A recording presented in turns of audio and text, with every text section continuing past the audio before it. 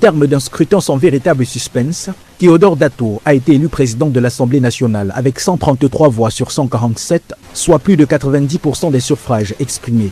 Une adhésion massive qui consacre un homme déjà bien installé dans les rouages du pouvoir.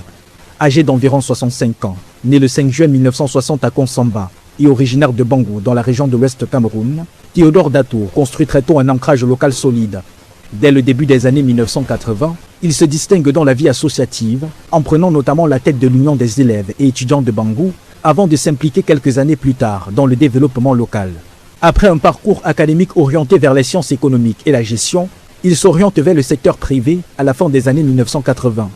Il dirige successivement plusieurs entreprises au Cameroun et en Afrique centrale, s'imposant progressivement comme un opérateur économique influent, notamment dans l'importation et la gestion d'entreprises.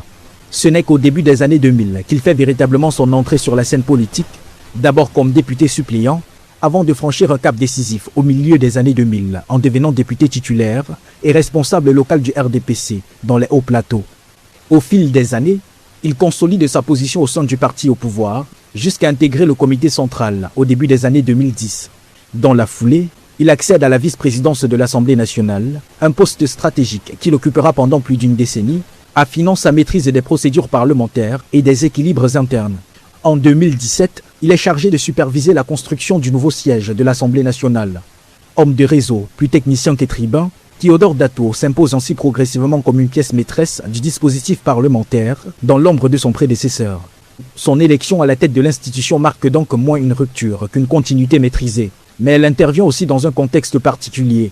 Au lendemain des élections présidentielles, le climat politique camerounais reste marqué par des tensions latentes et des attentes accrues en matière de gouvernance. Dans ce contexte, le nouveau président de l'Assemblée nationale est attendu sur sa capacité à maintenir l'équilibre, renforcer le rôle du Parlement et accompagner la dynamique politique à venir.